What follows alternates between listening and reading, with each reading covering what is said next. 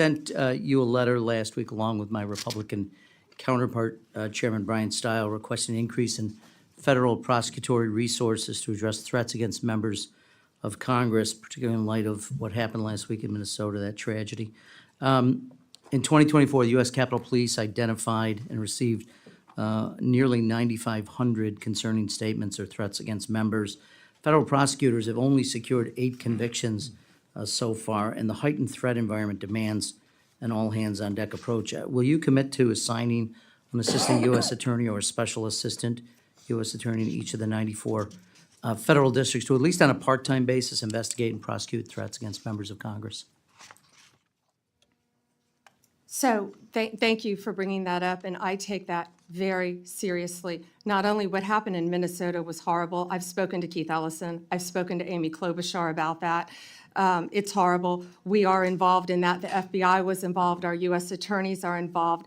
Many of these are district to district. So the way we're doing that is, I will tell you, my National Security Division is involved in all of those and assisting in those. We meet every single morning and we discuss that. But many of those, Minnesota, will be handled in the state in which it happened. Another one is Governor. I'm sorry if I can keep going. I'm sorry. Sure. I don't mean Quickly, to. though. I filibuster.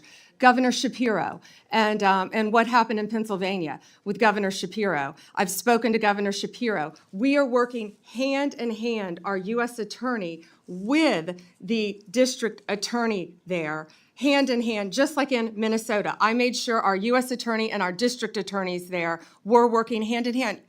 Political party doesn't matter when something like this happens. And I also want to make sure all members of Congress are safe as well. Okay. In today's explosive congressional hearing, Attorney General Bondi faces tough questions about threats against lawmakers and controversial presidential pardons. With rising violence, political tension, and legal ambiguity gripping the nation, one representative wasn't holding back, and neither was the drama.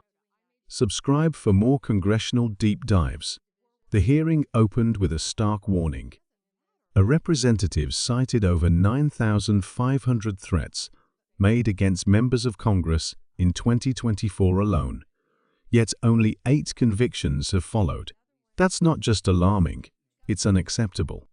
Referencing the shocking incident in Minnesota, the lawmaker pressed Attorney General Bondi to take action, demanding that a part-time federal prosecutor be stationed in all 94 federal districts to track down and prosecute those making violent threats.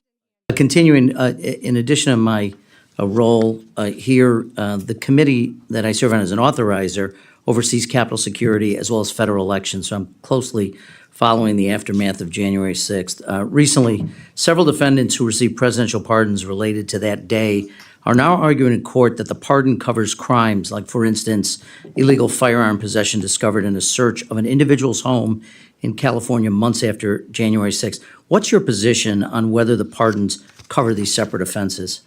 The pardon power rests with the president, not the Department of Justice, and some of that is pending litigation, and I cannot discuss pending litigation.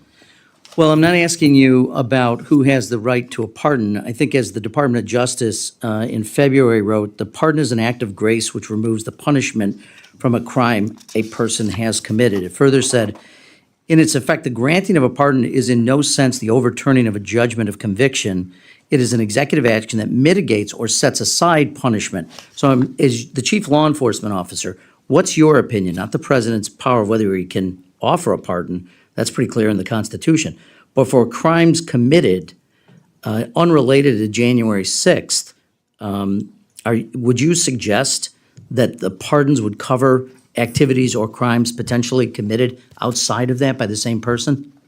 Well, I don't know if you're referring to Joe Biden pardoning his son after he said he would not pardon Hunter Biden, or the No, I actually commutation referred of to all January the 6th. I'm sorry. all the sentences that the people that were on death row. I've met with those families. No, and all of those sentences were commuted. I'm not going to comment on pardons on either side of the aisle. So, well, I'm not asking about either side. I'm asking, you're the chief law enforcement officer in the United States. You have a responsibility directly, but you swore an oath to the Constitution, not the president, want to know what your views are on the extent to which pardons cover potential crimes committed by individuals who have been pardoned but unrelated to January 6th. Do you mean the ones that were done by the auto pen? I'm not going to discuss right. anything that Mr. could be Chairman, or not be I pending litigation. respectfully, you know, Ms. DeLauro accused you of filibustering. I think that's the height of filibustering. This is a serious, serious topic. And for you to suggest that you don't have an opinion or to divert to other things that have nothing to do with January 6 pardons, I think is frankly demeaning to your responsibilities. Bondi refused to give a straight answer, citing pending litigation and dodging questions about the scope and timing of pardons. The representative wanted clarity. Bondi offered silence and a few deflections. This hearing wasn't just about political theater. It exposed a deeper question: who holds the line when the law is unclear and power is unchecked? With threats on the rise and legal tools like the pardon under scrutiny, Americans deserve transparency in action, not politics as usual. If you care about government accountability, national security, and the future of justice in America, smash that subscribe button, hit the bell, and share this video. We're just getting started.